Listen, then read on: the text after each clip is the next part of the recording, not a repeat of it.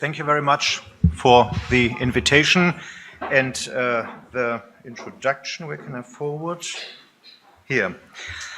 So maybe one of the earliest view on the lateral temporal lobe and the function of this, and maybe the seizures, the semiology of seizures is by Penfield and Jasper 70 years ago, and they described the auditory functions and vestibular. This figure is on sensory symptoms. Of course, there are some more symptoms like speech, but there's not so much that they identified in their book from 1954.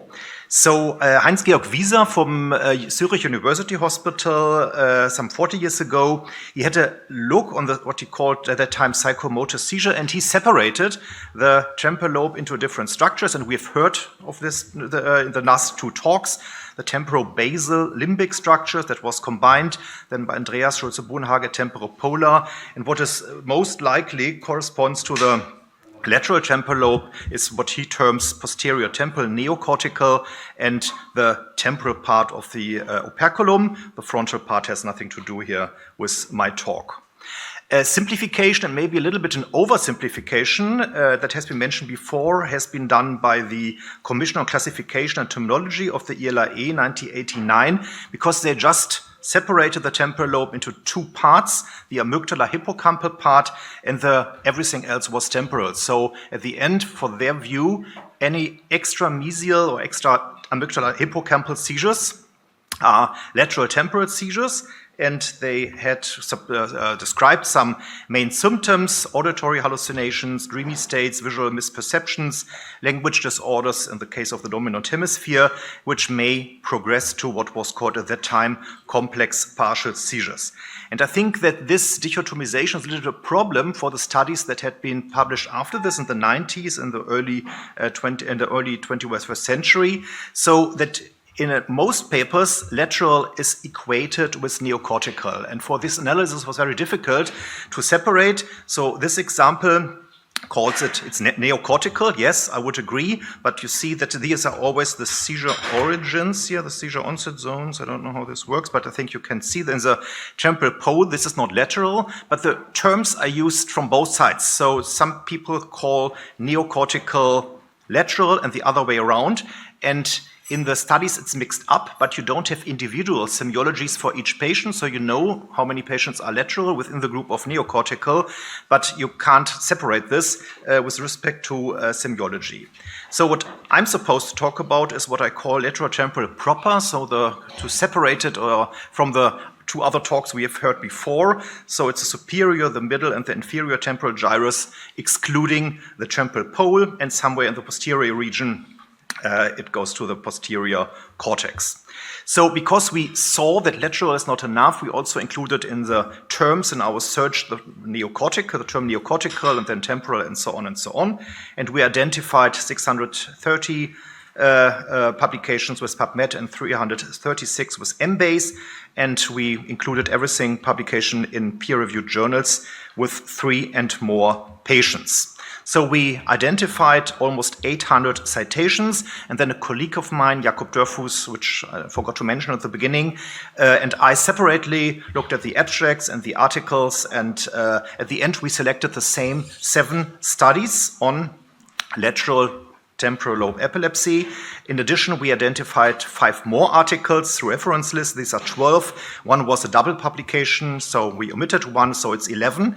And then we only had 2 articles that were really on what I have defined now as lateral proper, where we can really be sure that this is only the lateral cortex, not including temporal lobe and other extramesial temporal structures, with 37 patients. Then we found or separated it into another 4 articles with 53 patients that describes neocortical epilepsy, but how they describe the patients and based on the MRI findings, based on intracranial EEG findings, it was clear that part of these patients really had lateral temporal lobe epilepsy, but it was one group, so they only reported the semiology for the whole group. And then there were 5 other articles on neocortical temporal lobe epilepsy, which from our opinion, likely included lateral temporal lobe cases, but there was no real description on imaging findings, on EEG findings, on outcome data that was really lateral as defined by me before. So these 5 articles were omitted. And then we did 2 analyses. So we looked at this only 2 articles with clear lateral temporal lobe epilepsy. And then we did a second analysis, including the other 4 articles, in which approximately half of the patients had clear lateral temporal lobe epilepsy, but the other half maybe was temporal. It was not described properly. So looking at the first 2 studies with lateral proper temporal lobe epilepsy, there were 39 patients. In one study, every patient was lesional. The other study, it was non-lesional patients. And the outcome was 100% in one of the studies, and the other only said it's a good favorable outcome, so angle 1 and 2. So it was a high confidence in the epileptogenic zone as defined here by the organizers of the meeting. And then we looked at the 4 other studies that are neocortical, but definitely included. Approximately 50% of these cases were lateral, and I don't want to read all these findings, but at the end, 80 to 60% had a very high confidence in epileptogenic zone because they had angle 1A outcome, and in one study it was unclear. So again, looking only at these 2 proper studies that really are lateral temporal lobe epilepsy, we have a high or very high confidence in the epileptogenic zone of 100% in minimum, maximum, median, and mean. It was with only 2 studies. And when we look at the 6 studies together, so the clear lateral and the lateral plus some other neocortical temporal lobe epilepsies, it was also 100% maximum and medium, and some unclear data, and in the mean it was 92% who had high or very high confidence in the epileptogenic zone. So what did we find? So when we only look at the 2 clear lateral temporal lobe studies, most symptoms and signs were only reported by one of the study, and then the other study reported other symptoms. So the order is now by the highest percentage going down. So they described experiential aura, but not separating what is meant exactly by this. Dizziness in 21%, a strange feeling in 21%, epigastric aura in up to 16%. It was reported in both studies. Auditory illusion was only reported in one of the 2 studies, and that was only reported in 2 patients of the 19 patients. Visual illusion in 1 patient, and then psychiatric headache, forced thinking. And because everything was compared to mesial temporal lobe epilepsy, I also mentioned here olfactory gustatory aura that was not described in lateral temporal, but in mesial temporal. And there was no information at all if this is a symptom at onset or during propagation of the seizure. So because it is the aura, we said, okay, it's a overall moderate grade level that this is associated with this brain region, because auditory illusions were only found in the lateral temporal lobe, but in these studies available not in the mesial temporal lobe. We said it's a high overall grade level, that this is associated with this brain region. And then they described other symptoms that likely are propagation, but in most cases not reported. Manual automatisms in 40 to 70%. Then motor involvement of upper extremity. It was not specified if this is dystonic posturing or something else in the upper extremity. 56% of patients, that was described at the onset, just without giving any seconds, any latency. Oral automatisms in 50% of the patients, 2 at onset, 7 later, without further specification. Arrest, vocalization, and everything is a rather low grade, that this really is associated with this brain region. And then some motor features, versive seizures, phase clonic, focal motor seizures, sudden bilateral tonic-clonic seizures, and speech reported in 1 patient each. That was the wrong direction. So when we put the data together, so that means the 2 clear lateral studies and the 4 studies where 50% of the patients had clear lateral, but maybe some others had other neocortical temporal lobe epilepsy. I first start with the auras. So dizziness, cephalic, I put this together. That's another problem. That's a terminology is very heterogeneous between the studies. You can try to put it together, but you don't know if you're right. With this was reported in up to 50% of patients. Fear, aura, I put together with psychic, right or wrong. Maybe psychic is more umbrella term, in up to 40%, but some studies had it reported it in 0 patients. Autonomic symptoms in up to 38%. Epigastric aura, 16%, emotional, non-lateralizing somatic. Auditory illusion was reported in 3 of the 6 studies with 51 patients, but only in 6 to 11% of the patients. And sensory visual illusion, olfactory, very low, and non-report on olfactory gustatory aura. I highlighted in bold these features that were only identified by inclusion of the 4 other studies that were not reported by the 2, let's say, lateral proper studies. So that was fear, aura, autonomic, emotional, and so on. You can read it on your own. Looking at motor symptoms, manual automatisms were described in up to 80%, and there was one study that, and somebody asked for this, I think, not only early and late, but gave the latency in seconds. So you see 14:11, 14:26, so somebody said more than 3 seconds in lateral temporal lobe is a delay, so it should be termed as later onset and propagation, and it's very likely that it's propagation. So oral automatism, 73%, head turning, dystonic posturing in up to 60% of patients. There was one study that separated in ipsilateral and contralateral.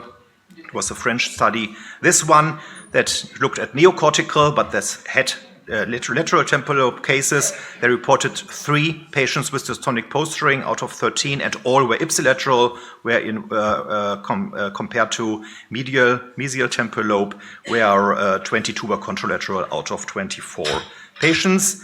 And then the numbers are going down. Face clonic, 33%, sudden bilateral tonic-clonic, 33%, versive seizures, and nose wiping. And again, I highlighted in bold those that were only identified, those signs and symptoms, by including the non-proper group, so that maybe included other cases. And the last symptoms and signs are arrest, restlessness, post-ictal dysphagia, speech, drooling, post-ictal aphasia, that was reported by, you can see the numbers here, up to 80% and down to 6%, and some are only reported by inclusion of the 4 other studies. So I looked at 2 symptoms, and we did a meta-analysis on diagnostic accuracy, and we looked at, is this specific collateral as opposed to mesial temporal lobe, because in 5 of the 6 mentioned seizures, data were compared between lateral, neocortical, and mesial, and auditory illusion was reported only by 6% in 6% of the patients. That we heard the same number this morning on the talk on auditory auras, auditory illusion, but specificity was 1, because in these studies it was not found in any case in mesial temporal lobe epilepsy. In the first talk we heard now in this session on mesial temporal lobe epilepsy, I think it was 4%, but that was another search strategy. So I didn't identify these papers because we looked only for lateral cases, and then we have a positive predictive value of 100%. And the second sign or symptom, it's more unspecific, it's oral automatisms. So from the looking at lateral temporal lobe epilepsy, it was reported in 50% of cases, but specificity was low, with 33%, because, of course, it is also seen as a symptom with seizure starting in the mesial temporal lobe. So I have 2 slides on conclusion. The one is on methodological limitations. There are a lot of methodological limitations. In some studies, I would say in the majority of studies, it's quite unclear what is really lateral. So lateral, neocortical, sometimes it's part of this. So it's difficult to really identify the patients who have lateral proper seizures. So at the end, we only identified 2 studies with 37 patients which clearly had lateral temporal lobe epilepsies or seizures arising from the structure. 4 more studies with 53 patients, neocortical, where our information, the lateral is included, but semiology is not reported separately. Then the problem is that seizure types terminology is not consistently used between studies, not surprising when you cover 30, 40 years. For example, fear, whether psychic, it's the same, it's not. Is motor involvement of upper extremity the same as dystonic posturing, yes or no? So it's very difficult if you try to put semiologies together when different terms are used. And then in most studies, there's no report if manifestation of signs and symptoms is early or late after onset of the seizure. But keeping these limitations in mind, so what is the main outcome? Signs and symptoms associated with lateral temporal lobe auras, and I reported those with which is shown in more than 20% of the patients. Experiential, strange feeling, dizziness, cephalic, fear aura, psychic, putting it together, autonomic symptoms. Then motor features that are seen in more than 50% of the patients, manual automatisms, oral automatisms, head turning, dystonic posturing, likely everything is propagation. And then other signs and symptoms, more than 20% of patients, arrest, postictal dysphagia, speech. And I also, of course, want to mention the auditory symptoms, coming back to the first slide with the function that has been shown by Penfield and Jasper, but only shown in 6% of patients, but it seems to be very highly specific for the temporal lobe. And the overall grade level that the signs and symptoms associated with the lateral temporal lobe are low to moderate, with the exception of auditory aura with a high grade level. So thank you very much for your attention.